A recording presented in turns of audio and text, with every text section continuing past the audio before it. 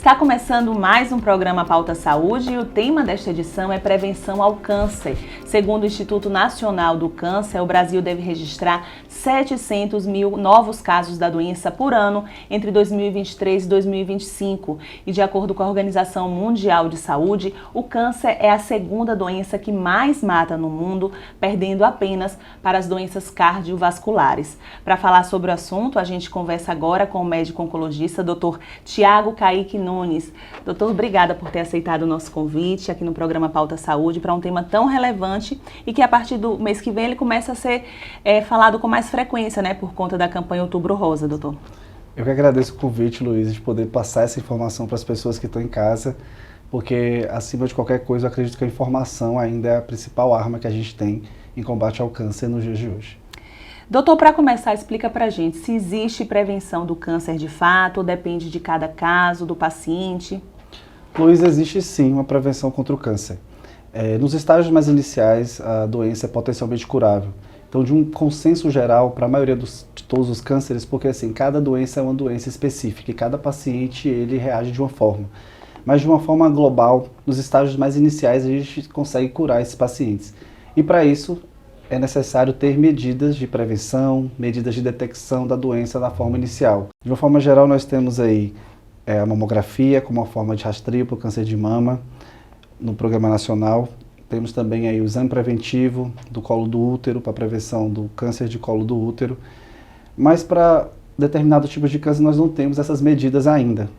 O câncer de pulmão, por exemplo, que é o maior em taxa de mortalidade no mundo, e incidência também mundial, nós não temos uma medida nacional de uma forma de prevenir, né, de fazer esses exames de rastreio, que é chamado screening na oncologia. Mas existe sim uma forma de se prevenir, por exemplo, o câncer de pulmão, através de se identificar grupos de risco. Teve um estudo publicado em 2011, no qual foi identificado o que seriam esses pacientes do grupo de risco, pacientes que fumaram aí durante um período de aproximadamente 30 anos, um maço por dia, e foram colocados para ser observados durante um período aí, realizando uma tomografia de baixa dose anual, e os pacientes que ficaram em observação. O que foi identificado? Foi identificado que esses pacientes que foram acompanhados com a tomografia, tabagistas, eles conseguiram identificar nódulos iniciais, e a partir disso aí, medidas foram implementadas, como por exemplo, a retirada do nódulo. Então o que eu quero trazer com essas informações? Que existe uma forma de se prevenir doenças potencialmente fatais em estágios iniciais. Essas medidas do câncer de pulmão ainda não estão implementadas no Sistema Único de Saúde.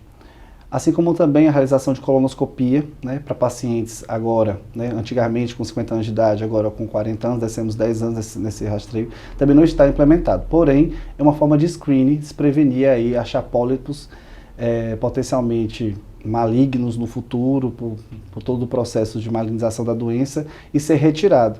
Então, com isso, a gente consegue aí prevenir, né, e atuar de uma forma eficaz, transformando aí o desfecho de um desfecho positivo.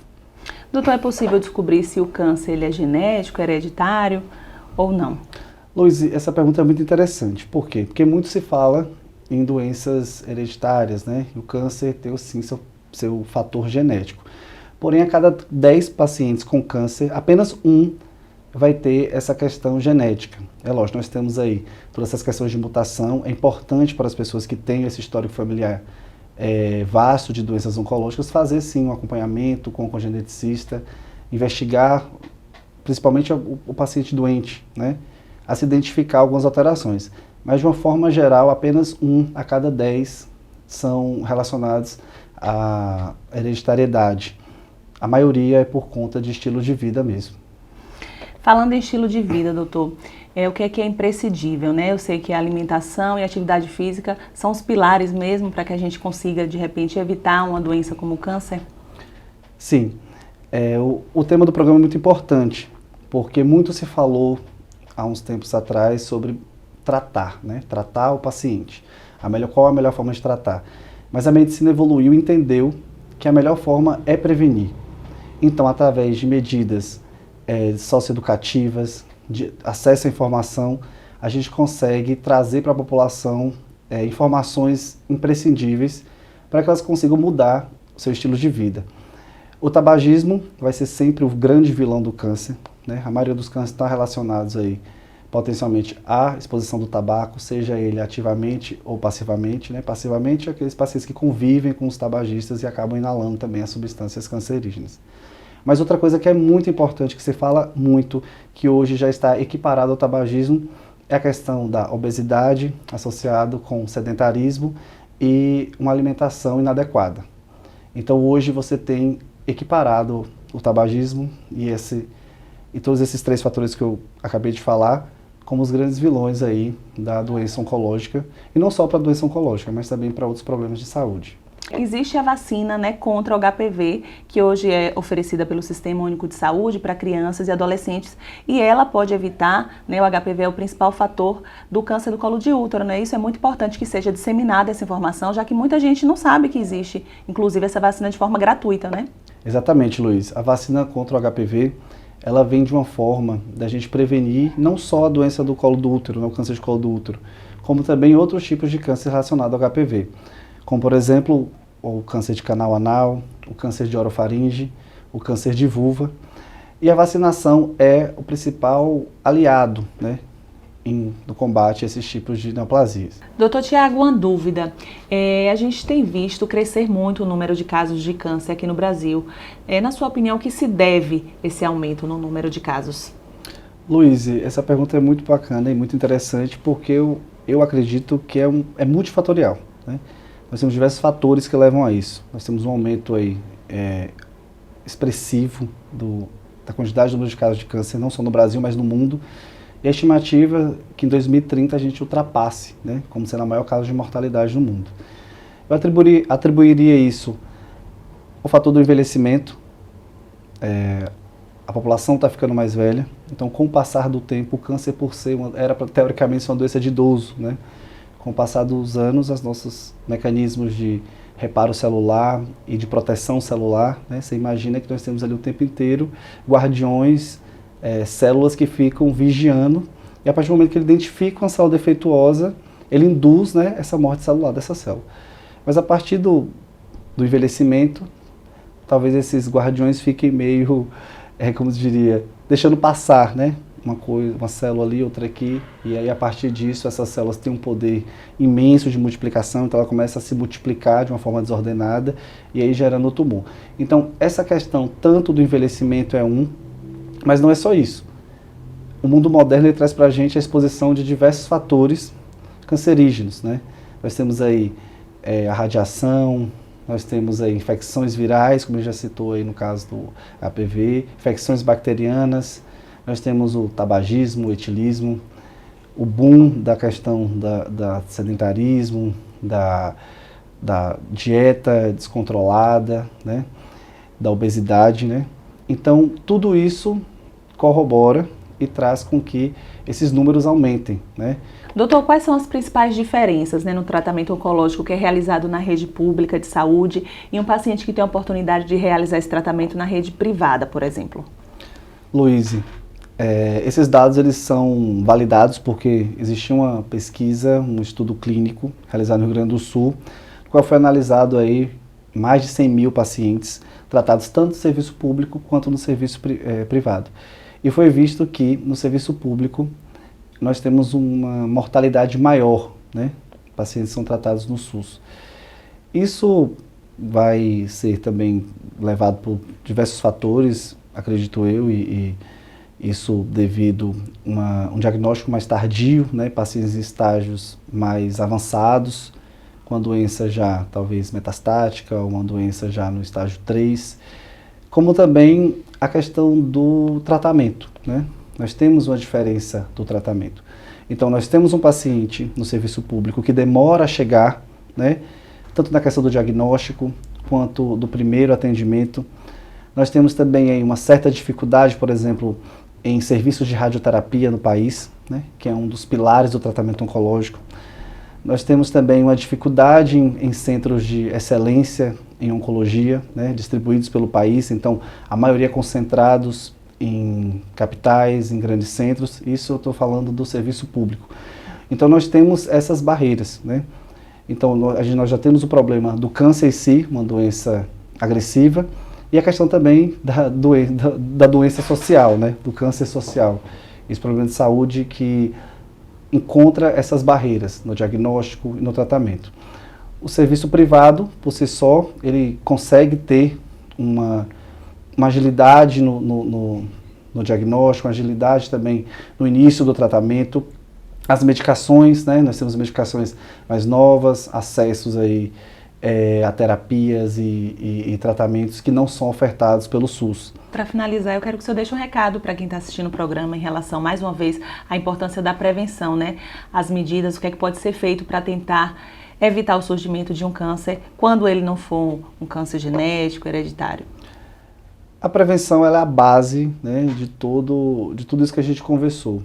Então, o acompanhamento regular, né, os exames de rotina, os exames que são indicados para determinada faixa etária, né, tanto no sexo masculino quanto no sexo feminino. Ter hábitos de vida saudáveis, né, não fumar, prática de exercício físico diário, uma dieta equilibrada. Então, a prevenção ela é o que nós temos, né, para poder a gente diminuir essas chances. No caso de pacientes que tenham esse histórico familiar importante, né, ter esse acompanhamento, né, com o geneticista, fazer esse mapeamento genético, esse estudo, fazer o acompanhamento mais de perto. Então, acredito que desta forma a gente consegue identificar, né, porque de uma forma geral, né, o câncer a gente tem imensos números, né, de diversos tipos. Então, de uma forma geral, que é um consenso geral para todo mundo, é que quanto mais inicial se é diagnosticado, maior a chance de curar. Doutor, quem quiser conhecer um pouco mais do seu trabalho, o senhor tem alguma rede social profissional para passar aqui para os nossos telespectadores? Sim, quem quiser conhecer um pouco mais do meu trabalho é só no Instagram, @TiagoCaique. Muito obrigada pela sua participação aqui. Obrigado, Luiz. A gente tenta ter uma alimentação mais saudável. Bastante frutas, bastante verduras, evitar alimentos processados e ultraprocessados. Vai ajudar na pessoa a se sentir mais ativa, que além de combater os fatores deletérios do tratamento, vai se sentir como uma pessoa mais saudável.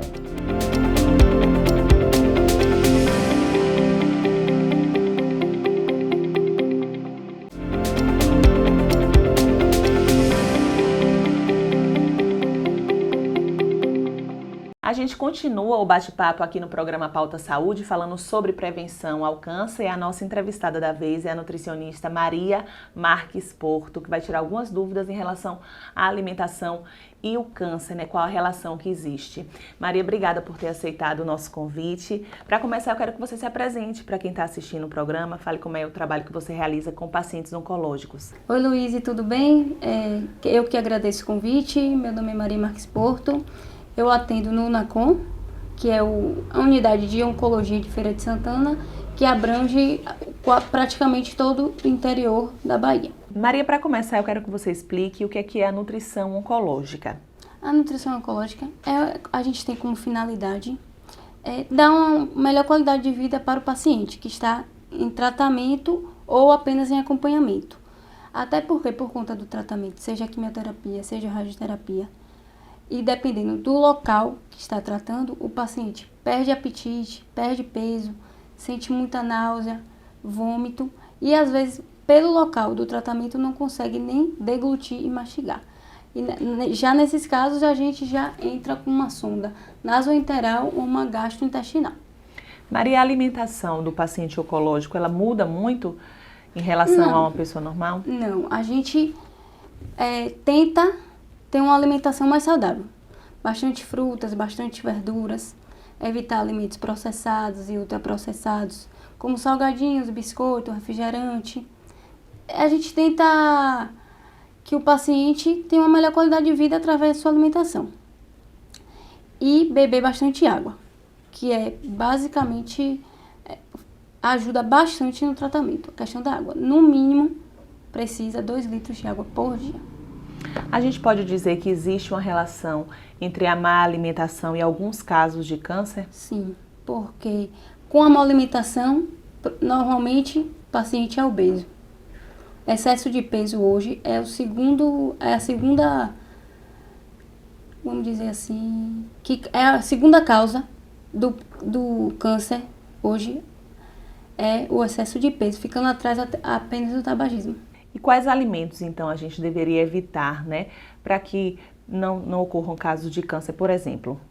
Evitar alimentos processados e ultraprocessados, evitar bebidas alcoólicas, evitar alimentos açucarados, evitar frituras e gorduras, alimentos embutidos como salsicha, mortadela, presunto, salame, evitar suco de caixa, refrigerante, tudo isso. Tentar uma alimentação mais natural possível.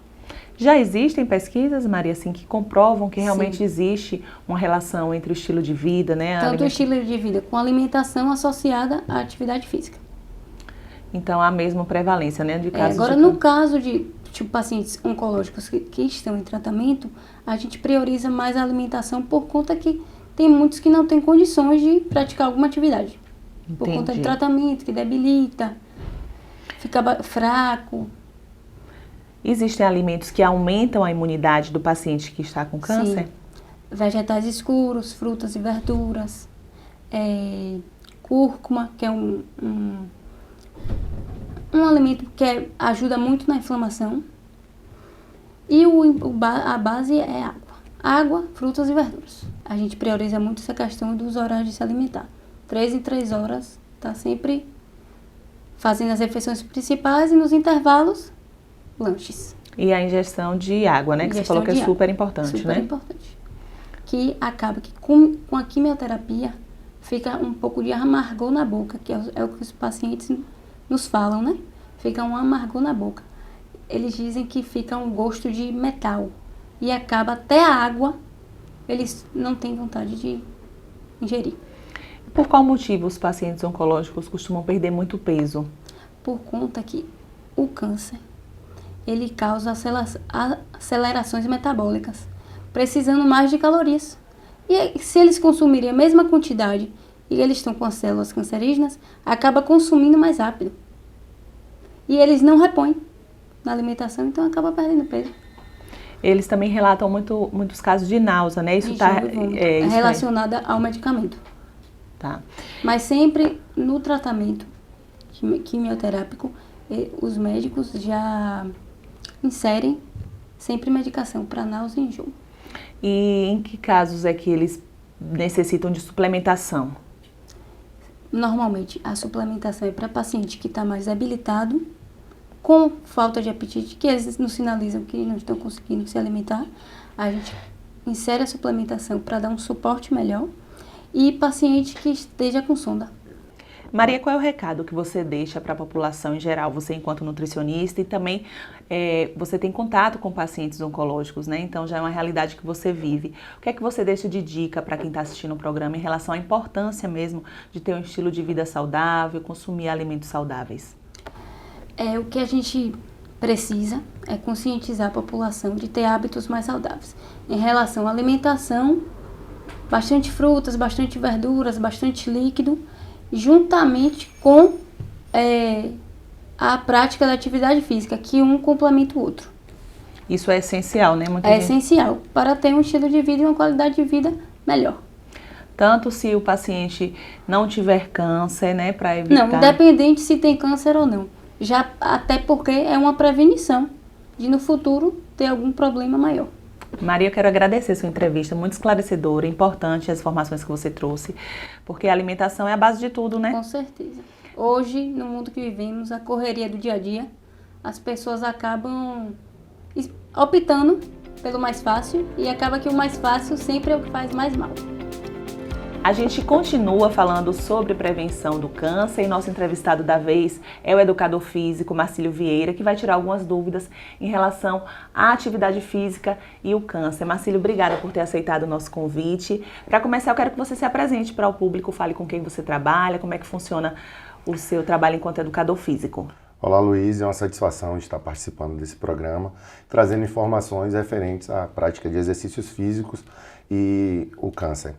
Eu sou personal trainer, atuo na área de prescrição de exercícios há 13 anos, sou especialista em fisiologia do exercício, também atuo com treinamentos personalizados e durante essa caminhada a gente acaba atuando com um público heterogêneo, dentre eles pessoas que têm necessidades específicas e clientes que já passaram pelo câncer ou estão atravessando a doença.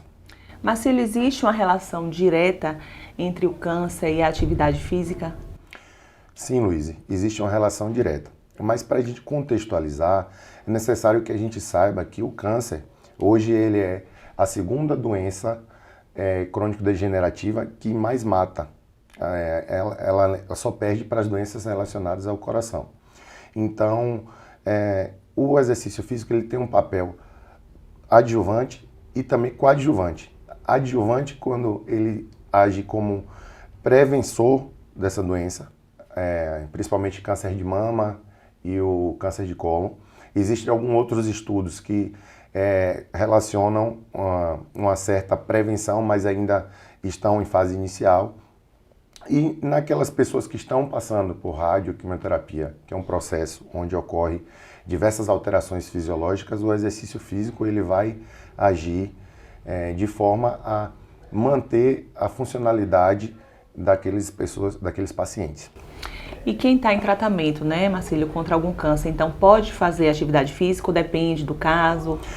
É necessário a gente lembrar que todo tratamento relacionado ao câncer, ele passa por uma equipe multidisciplinar. E dentro dessa equipe multidisciplinar vão ser avaliados vários aspectos, desde os aspectos fisiológicos, mas principalmente a parte nutricional, e em que fase está a doença e também como o paciente ele reage ao processo do tratamento, seja quimio, rádio ou interação medicamentosa. Então, não existe necessariamente uma receita de bolo, mas o que se sabe é que os pacientes que estão em tratamento, eles precisam passar de forma mais acentuada. Então é necessário que, com a prática de exercício físico, de forma moderada e organizada, aumente a resistência, a melhora a insulina das células.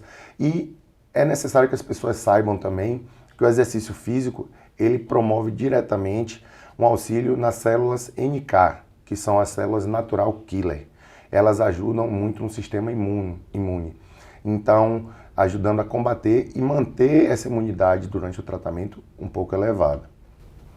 Muito importante essas informações, Marcílio. Então, quais seriam os benefícios, né, da prática da atividade física durante o tratamento oncológico?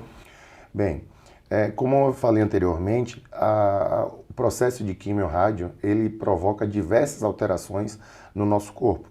Então, o exercício físico, ele vai agir fazendo com que essas alterações elas sejam atenuadas.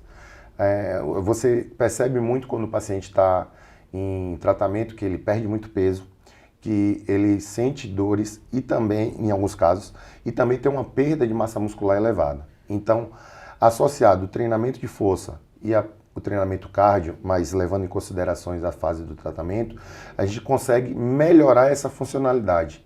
Melhora da função cardíaca, melhora da função pulmonar e principalmente ajuda na diminuição da perda de massa muscular. E hoje, massa muscular, quando a gente fala, é necessário para caminhar para as atividades de vida diária, que a gente chama, que é necessário para todo mundo.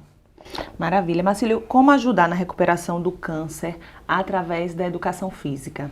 Então, o primeiro fator é saber que o exercício físico hoje, ele trabalha não só com a parte fisiológica, ele trabalha também com a parte psicológica e essas pessoas que estão em tratamento, eles têm uma relação muito grande com a questão de autoimagem, que você se vê mais magro, mais fraco. Então, ele vai agir na parte de melhora das funções de força, de resistência, de flexibilidade, que são capacidades motoras, mas eles vão agir também no sistema imunológico e na questão da autoimagem do paciente. Ele vai ajudar na pessoa a se sentir mais ativa, que além de combater os fatores deletérios do tratamento, vai se sentir como uma pessoa mais saudável, vamos botar assim. Então, ele funciona como um papel adjuvante no todo o tratamento. Marcílio, quais são as recomendações de treino, né, para quem já passou pelo câncer e para quem está em tratamento oncológico no momento? Como o câncer é uma doença que é heterogênea, então pode atingir diversas partes do corpo, ele também provoca alterações diferentes em cada pessoa. Mas, de um contexto geral, a gente tem como diferenciar aquelas pessoas que estão em tratamento e as pessoas no pós-tratamento. Seguindo uma recomendação do Colégio Americano de Medicina do Esporte, que é baseada no modelo italiano, recomenda-se que as pessoas, durante o tratamento, pratiquem de 1 a 3 vezes de atividade por semana, de intensidade moderada a leve, isso dependendo do quadro clínico da pessoa, e em torno de 40 minutos, 30 a 40 minutos.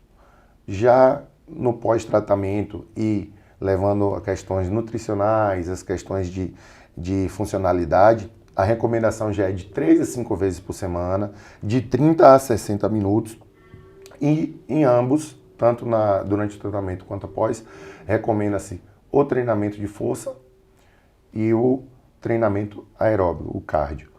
Vale a pena lembrar que as pessoas, quando a gente fala em treinamento de força, elas sempre relacionam a musculação, a um crossfit, a algo do tipo.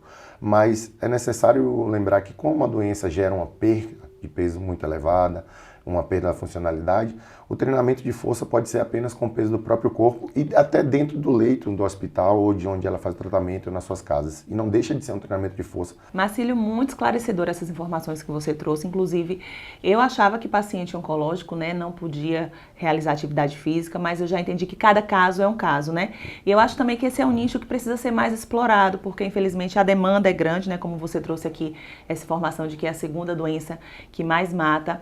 E aqui em Feira existem muitos profissionais especialistas na área, é algo que vocês ainda estão estudando, em fase de pesquisa? Como é que funciona, assim, para a educação física em relação ao paciente oncológico?